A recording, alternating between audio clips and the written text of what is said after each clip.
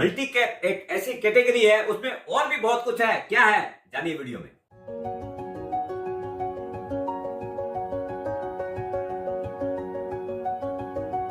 सुप्रभात दोस्तों, आप सभी का एसके फिनोवेट में स्वागत है। दोस्तों, पिछला वीडियो जो म्यूचुअल फंड की सीरीज थी, उसके अंदर अपने लास्ट कैप के ऊपर वीडियो बनाया था। अगर नहीं देखा है तो इस लिंक से जरूर देखिएगा। आज जिस नई सीरीज की बात कर रहे हैं वो है multi cap. AMFI registered mutual fund distributor होने के नाते एक बड़ी रेस्पॉन्सिबिलिटी बनती है कि अपने पूरी रिसर्च करने के बाद में आपके सामने में कोई चीज हम लोग पेश करें, जिससे आप जिस विश्वास से और वीडियो देखे हैं, काम किए हैं, उतने ही विश्वास के साथ और आगे भविष्य में काम कर सके और जब इन्वेस्टमेंट करें तो कॉन्फिडेंस के साथ कर सके। जो सीरीज आज बात कर रहे हैं अपने, जैसे मल्टी कैप होता है, वैसे ही दो सीरीज और भी है, उसको भी इसी कैटेगरी में पड़ता है। वो है flexi cap and large cap mid cap category. सबसे पहली जो चीज है, अपने तीनों कैटेगरी में क्या बेसिक डिफरेंस है उसको समझते हैं, फिर ही अपने डिसीजन ले पाएंगे कि अपने कौन सी चीज में इन्वेस्टमेंट करना चाहिए और कैसे करना चाहिए। मल्टी कैप के अंदर क्या है, फंड मैनेजर को बहुत सारा फ्लेक्सिबिलिटी नहीं मिलती है, वो बहुत बंधे हुए में काम करता है। Large cap 25%, mid cap 25%, small cap 25% है। रिमेनिंग जो 25% बचा वो कैश में भी रख सकता है, चाहे अपने जिसमें भी हो टिल्ट ज्यादा लगती है, वो चाहे large cap, mid cap, small cap, जिसमें कैटेगरी में समझ में आता है वो लगा सकता है।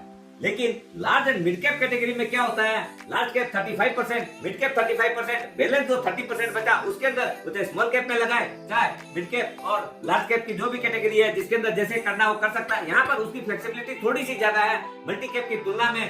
क्यों कि वहां पर इतना बंधा हुआ है, अगर कोई कारण से mid cap and small cap में अगर कहीं भी उसको और ज्यादा स्कोप नजर नहीं आता है तो लार्ज कैप में जाना पड़ता है। ओवरऑल क्या है, उसकी परफॉर्मेंस बहुत सीमित होकर रह जाती है। लार्ज एंड मिड कैप में क्या है, सेफ्टी थोड़ी सी ज्यादा है कंपैरेटिवली। क्यों कि लार्ज कैप का टिल्ट ज्यादा है और मिड कैप भी स्मॉल कैप से एनी टाइम ज्यादा बेटर रहते हैं सेफ्टी पॉइंट ऑफ व्यू से। रिटर्न्स तो देखिए, जहां पर अपने को पहला फर्स्ट प्रायोरिटी ऑलवेज इन्वेस्टर का सेफ्टी ऑफ द मनी रहना चाहिए, और रिटर्न जब अपनी सेफ्टी रहेगी, आदमी बैंक में एफडी क्यों करता है, इसलिए कि मेरा रुपया सेफ रहे। भले रिटर्न आप ही जानते हैं बैंक डिपॉजिट में क्या मिलना है, 6%, 7%, अभी रेट बढ़ी हुई है 7.5% मिल रहा है, नहीं तो बीच में 5.5% ही था, फिर भी लोग जम के रुपया लगाते थे। तो इसलिए म्यूचुअल फंड के अंदर लोग बेसिकली क्यों नहीं आना चाहते या कम आते हैं, क्योंकि यहाँ वॉलेटिलिटी ज्यादा है, लेकिन रिटर्न भी तो ज्यादा आती है। थोड़ी सी रिस्क है, लेकिन रिटर्न का ह्यूज डिफरेंस है। पर्सनली अगर आप देखेंगे तो मेरे को मल्टी कैप थोड़ा उतना पसंद कम आता है, क्योंकि वहाँ फंड मैनेजर को फ्लेक्सिबिलिटी बहुत कम मिलती है। लेकिन large and mid cap category जो है उससे मच बेटर लगती है। उसके अंदर हम लोगों ने 3 फंड वैसे सेलेक्ट किए हैं। पहला है अपना कैनरा रेबको इमर्जिंग फंड, दूसरा है कोटक इमर्जिंग अपॉर्चुनिटी फंड और तीसरा है मिले इमर्जिंग अपॉर्चुनिटी फंड। तीसरी कैटेगरी है flexi cap fund.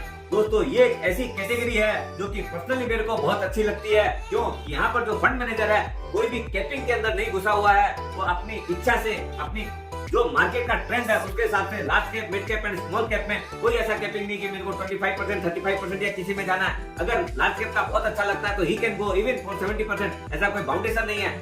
Mid cap and small cap में ज्यादा अच्छा लग रहा है तो वहाँ 70, 75%, 80% तक जा सकता है। और मार्केट बहुत वोलेटाइल लग रहा है या बहुत ज्यादा ये लग रहा है तो कैश में भी कन्वर्ट कर सकता है। तो मतलब वहाँ पर उसको इतनी ज्यादा फ्लेक्सिबिलिटी मिलती है तो वो काम खूब दिल से कर सकता है। क्योंकि फ्लेक्सिबल कैप जो कैटेगरी है ओनली 3 साल पुरानी है, इसलिए उससे ज्यादा का डाटा अवेलेबल नहीं है। तो अपने 3 साल का अगर परफॉर्मेंस देखें, अपने इसके अंदर ये भी चेक करते हैं कि अपना एक्सपेंस रेशियो क्या है, उसका जब मार्केट गिरता है तो उसमें स्टेबिलिटी कितनी है, क्योंकि सेफ्टी ऑलवेज टॉप प्रायोरिटी में रहती है। तो ये सब चीज को देखते हुए अपने जितने भी फंड है उनको छानने के बाद में समझ में आया कि 3 फंड ऐसे हैं जो कि बहुत ही जबरदस्त परफॉर्मेंस दी है, अपने बेंचमार्क को ऑलवेज बीट किया है, वो चाहे डाउन साइड में हो चाहे अप साइड में हो।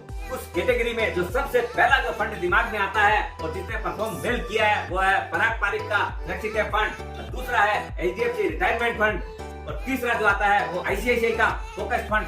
दोस्तों, पराग पारिक का एक सबसे बड़ा एक एडवांटेज और है कि वो जो इक्विटी में डोमेस्टिक के साथ साथ इंटरनेशनल इक्विटी में भी लगाते हैं और कुछ पोर्शन जो है ऑलवेज डेट में रखते हैं, जिससे क्या है आपको तीनों का एक्सपोजर एक साथ में मिलता है और ओवरऑल परफॉर्मेंस जबरदस्त है।